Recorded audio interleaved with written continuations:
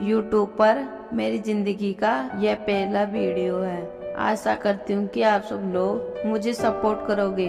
Friends, मैं ज्यादा पढ़ी लिखी नहीं हूँ, फिर भी मैंने यूट्यूब पर काम करने की सोची है और एक सपना देखा है। मुझे विश्वास है आप लोग मेरे सपने को पूरा जरूर करेंगे और चैनल को सब्सक्राइब जरूर करेंगे। धन्यवाद। मेरी 17 साल की बेटी जो रात को कपड़े पहनकर सोती थी, उन कपड़ों को चोरी छुपके सुबह जल्दी उठकर धो दिया करती थी।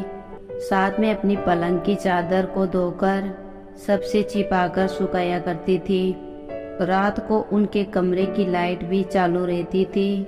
कमरे के अंदर से कुछ आवाज भी आ रही थी। कुछ दिनों से वे उल्टियां भी कर रही थी।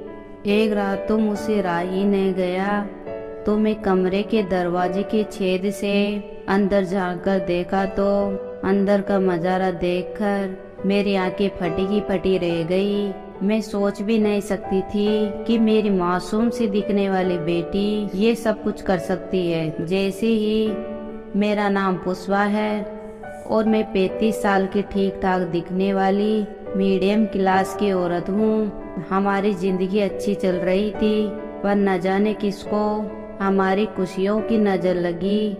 एक रात तो मेरे पति की दुर्घटना में मृत्यु हो जाती है। उनके जाने के बाद जैसे मानो हिम्मत ही टूट गई थी। मेरे घर वाले मुझसे नफरत किया करते थे क्योंकि शादी अपनी मर्जी से अपने मनपसंद के लड़के से की थी। मुझे एक बात समझ में नहीं आती कि क्या हम लड़कियों को इतना अधिकार भी नहीं है जिसके साथ हम अपनी पूरी जिंदगी बिताने वाले हैं, वे इंसान हमारा मनपसंद का हो। खैर छोड़ो। मेरे पति की मृत्यु के बाद मैं अपने 15 साल की बेटी के लिए मायके आई गई। मेरे पिता मुझसे सीधे मुंह भी बात नहीं करते थे।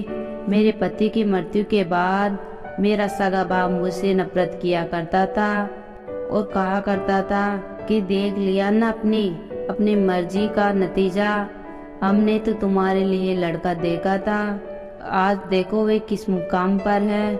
तुम्हारी शादी के 2 साल बाद उसे गवर्नमेंट जॉब मिल गई। मेरे बाप ने मुझे दिलासा देने के बजाय ऊपर से ताना मारा करता था। एक तो पहले ही मेरा मुकद्दर मुझसे रूठ गया था, जिसका हाथ पकड़कर मैंने पूरी जिंदगी जीने का ख्वाब देखा था। वह इंसान मुझे छोड़कर चला गया। घर वालों के ताने सुन सुनकर मैं बहुत ही ज्यादा परेशान हो गई थी। एक बार तो मैंने सोच लिया चलो इस जिंदगी को खत्म कर लेते हैं और पंखे से फांसी के फंदे को लगाकर मर जाती हूँ। जैसे ही मैंने फांसी के फंदे को गले में डालती हूँ तो मुझे मेरी 15 साल की मासूम सी बच्ची का चेहरा दिखाई देता है। मुझे उसका ख्याल आता है कि मेरे मर जाने के बाद उस छोटी सी बच्ची का क्या होगा। उसके बाप ने तो उसका हाथ ही छोड़ दिया और अब उसके सिर से माँ का भी हाथ उठ जाएगा, तो ये बेचारी क्या करेगी। और ये दुनिया बहुत ही बुरी है, क्या पता उसके साथ कैसा सलूक करेगी। मैंने फैसला किया कैसे भी कर अपनी ये जिंदगी अपनी बेटी के लिए जीऊंगी। थोड़े दिन बाद मेरे घर वालों ने मेरा दूसरा रिश्ता पक्का कर दिया। जिस इंसान से मेरा रिश्ता हुआ था पहले से ही शादीशुदा था और 16 साल के बच्चे का बाप था। मैंने अपने दूसरे पति के साथ ससुराल में खुशी खुशी रहने लगी थी और मेरी शादी को अब करीबन 2-3 साल हो गए थे। और वो कहते हैं ना, होने को कौन बदल सकता है। मेरा ये पति भी मुझे छोड़कर इस दुनिया से चला जाता है। मुझे समझ में नहीं आ रहा था भगवान मुझसे क्या चाहता है। उसने मेरी तकदीर इतनी खराब क्यों लिखी। मेरे दूसरे पति के जाने के बाद अब मेरे सिर पर 2 बच्चे की जिम्मेदारी आ गई थी। मेरी बेटी जिसका नाम साक्षी था वे भी अब 17 साल की हो गई थी और मेरे दूसरे पति के बेटे की उम्र 18 साल होगी और उसका नाम सौरभ था। सौरभ मुझे बहुत प्यार करता था और मेरी बहुत रिस्पेक्ट किया करता था। सौरभ के बाप के जाने के बाद सौरभ भी घर की जिम्मेदारी उठाने लग गया था और जो भी पैसा कमाता था हमारे घर खर्चे में देता था। अब हमारी जिंदगी के बुरे दिन शुरू हो गए थे। मेरे पहले पति के मरने के बाद मुझे मेरे ससुराल से कुछ भी नहीं मिला और मेरे इस पति से भी कुछ खास नहीं मिला था। एक छोटा सा जर्जर मकान था जो बारिश के दिनों में आकर टपकता रहता था। उस मकान के अंदर 2 छोटे छोटे कमरे थे और एक सामान्य सी दुकान थी। दुकान और शोरों की वजह से कैसे तैसे हमारा घर खर्च चला करता था। उस टाइम पर बरसात के दिन थे और भयंकर बरसात हो रही थी। एक रात शोरों के कमरे की वे टूटी फटी छत गिर जाती है, पर भगवान का शुक्रिया था शोरों की जान बच जाती है। अब हमारे पास सिर्फ एक ही कमरा रह गया था, वे भी 6 बाई 8 का है। उसमें सिर्फ एक ही चारपाई बिछाई जा सकती थी। मेरे सामने बहुत बड़ी मुश्किल आ गई थी। अब हम लोग कहाँ रहेंगे? हम लोगों का रहना कैसे संभव होगा? मैंने अपनी चारपाई रसोई के अंदर बिछा दी और उस कमरे में मैंने दोनों भाई बहनों को सोने के लिए छोड़ दिया। 5-7 दिन गुजरे थे। अचानक से मुझे मेरी बेटी की कुछ अजीब सी हरकत देखने को मिली। मैं देख रही थी कि मेरी बेटी कुछ दिनों से जो रात को कपड़े पहनकर सोती थी, उन कपड़ों को सुबह जल्दी उठकर बाथरूम में जाकर धो दिया करती थी। साथ में अपनी पलंग की चादर को भी 2 कुराम सबसे छिपाकर सुखाया करती थी। वे ऐसा रोज रोज करती थी। एक दिन तो हद ही हो गई जब वे सुबह सुबह जोर जोर से उल्टियां कर रही थी। मेरे समझ में कुछ भी नहीं आ रहा था। मुझे किसी अनहोनी का होने का आदेश हो रहा था। मेरे मन में न जाने कौन कौन से विचार आ रहे थे। मैं रात को बार बार उठकर उनके कमरे के पास जाती तो मुझे कमरे की लाइट ऑन मिलती। कमरे के अंदर से मुझे मेरे बेटे और बेटी की आवाज सुनाई देती है।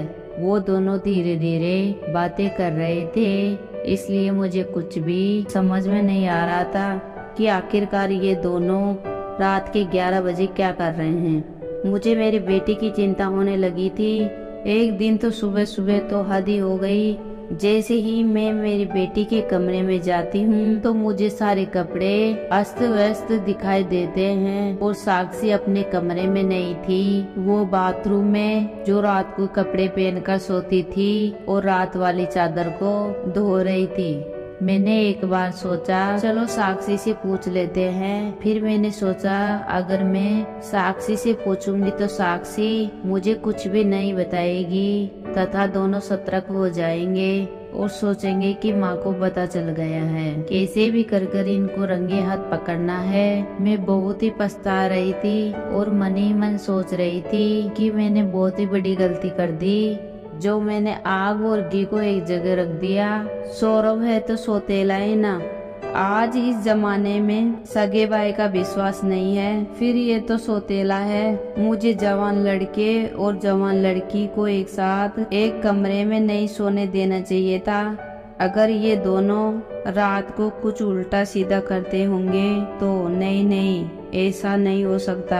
ये सब सोचकर मेरे पैरों तले से जमीन खिसक गई। फिर मैंने सोचा कि अगर ऐसा होगा तो मैं दुनिया को क्या मुंह दिखाऊंगी। एक रात तो मुझसे रुका नहीं गया और मैं चोरी छुपे उनके कमरे के पास चली गई और उनकी बातें सुनने लगी। उनकी बातों के कुछ कुछ शब्द सुनाई दे रहे थे। मेरी बेटी बोल रही थी सौरभ अब मुझसे नहीं होगा, मैं ये सब अब और ज्यादा बर्दाश्त नहीं कर सकती। सौरभ उससे बोलता है साक्षी बस कुछ दिनों की तो बात है, सब ठीक हो जाएगा। मैं जानता हूँ तुम्हें ये सब करना अच्छा नहीं लगता है, पर क्या करे मजबूरी है। मुझसे रुका नहीं गया। मैं उनके कमरे के दरवाजे को खोलने की कोशिश करती हूँ पर दरवाजा अंदर से बंद था। अब तो मुझे यकीन ही हो गया था कि ये दोनों कुछ ना कुछ गलत हरकतें कर रहे हैं। मैंने उसी टाइम पर उनका दरवाजा खुलवाया। और अंदर का नजारा देखकर मेरी आंखें फटी की फटी रह गई। बाप रे, मेरी पीठ पीछे तुम लोग ऐसे कैसे कर सकते हो? मैंने उससे कहा, तुम लोगों को ये सब करते तने की भी शर्म नहीं आई? आखिर तुम लोगों ने एक बार भी नहीं सोचा जब माँ को पता चलेगा तो माँ को कैसा लगेगा?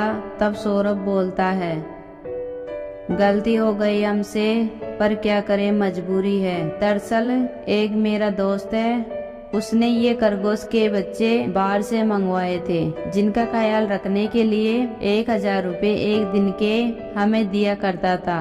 कल इन बच्चों का हमारे घर में लास्ट दिन है, उसके बाद हम लोग आपको सब सच सच बता देते।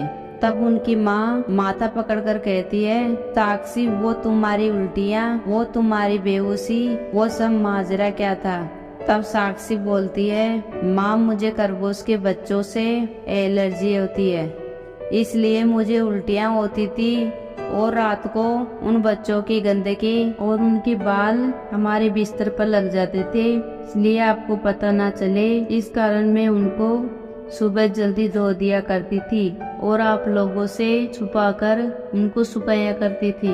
माँ हमारे घर के हालात खराब थे, इसलिए हम भाई बहन ने ये काम किया था। माँ हमें माफ कर दीजिए।